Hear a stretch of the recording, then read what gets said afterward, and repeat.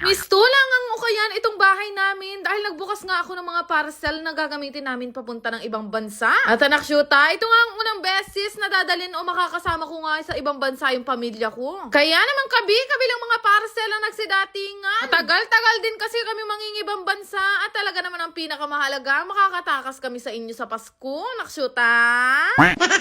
For today's ganap ka, maaga nagpunta dito si Angeline at Angelo Mapagmahal dahil sabi ko sa kanila nagsidatingan na nga yung mga parcel na pinag-order ko at mga damit namin. Malamig na kasi sa bansa na pupuntahan namin kaya naman nagkakapala ng mga nagsidatingan dito. Bukod nga doon, nagpunta pa ako sa mall kanina para ibili nga ng t-shirt ang aking tatay at si Bebo. Pero syempre kami mga babae, marami kaming anik-anik kaya hindi ako pwedeng ubrang sa mall mamili. Asa na muna talaga tayo sa Shopee at TikTok shop dahil Diyos ko, mamumulubi tayo kapag puro bench ang damit ko.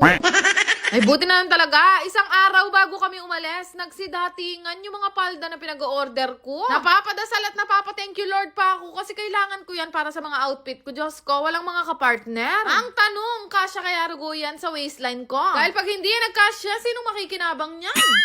Ako nga, naggagayak at nagbibihis dito kay Bebo at Ditchie. Tapos sila naman ang pinagbobomba ko para mabacuum nga itong mga damit na dadalhin namin. Sakit na ang braso ni Ditchie at naninigas na ang mga muscle. Meron naman palang vacuum tong si Bebo na mabilis humigo. Panaksyota. Ate din kasi na sinisip-sip o binabacuum nga itong mga dalang damit para nga hindi masyadong Marami nga nagsabi sa akin, malamig na nga daw dun sa bansa na pupuntahan namin. Kaya kung napansin nyo, ay Diyos ko, katmu kaming turtleneck.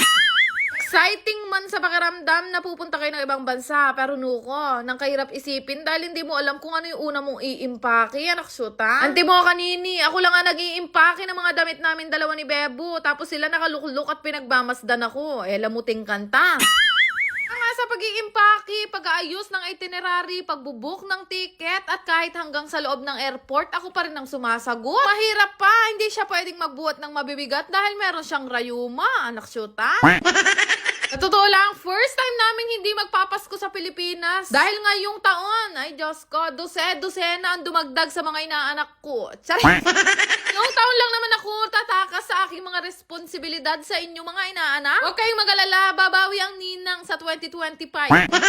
Start ako mag-ayos o mag-impake ng alas 2 ng hapon, pabengi na, hindi pa rugo ako tapos. Bukod nga sa pag-iimpake, kinailangan ko pa nga dumiretso ng Robinson dahil magagawa nga kami ng go time. Ayun kasi sa aking nasagap na chismis, importante daw sa bansa na pupuntahan namin na meron nga kaming go time card. Buti na lang talaga, naisip pa namin na dumaan dito sa Robinson Pulilan dahil meron ngang machine ng go time dito. Di mano, nagdiretso na kami dito at nag-download na kami ng app para nga makapag-register at makapaggawa kami ng card. Diyos ko, sa dami ng araw na lumipas, ngayon pa talaga namin naisip gumawa ng go time kung kailan paalis na kami mamaya. Ganyan talaga yung mga hilig natin yung kung kailan kailangan na. Tsaka pa tayo magra-rush at tsaka pa natin maiisip gawin. Sama ko ang gagawa ng go time card, itong si Kabang na, si Bebo, si Badjay at ako. Paggawa naman ng card na to, wala naman bayad o hindi ka naman magbabayad at mabilis lang naman gawin basta syempre may internet ka. Yun lang naman ang pakay namin dito sa Robinson, kaya naman nung makakuha na nga kami ng mga go time, umuwi na rin kami ng Pulilan dito nga sa bahay namin. Hindi pa rin nga ako tapos sa pag-iimpake at talaga napakagulo pa ng bahay namin. Dumagdag ba itong kalat ni Bebo? At anak syuta, mag-alas 8 na, may humabol pang parcel. Kaya nga naisip ko naman buisitin itong kapatid kong si Litchi. Iiyak na siya dito sa gilid. Gilid ko kasi hinahanap sa kanya yung passport niya.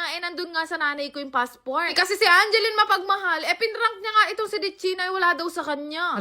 Syempre malakuan niya kanya. Kaya lang, hindi ko rin siya naparang na maayos at hindi siya ngumalngal kasi sabi niya sa akin, malaram daw ako, anak syuta.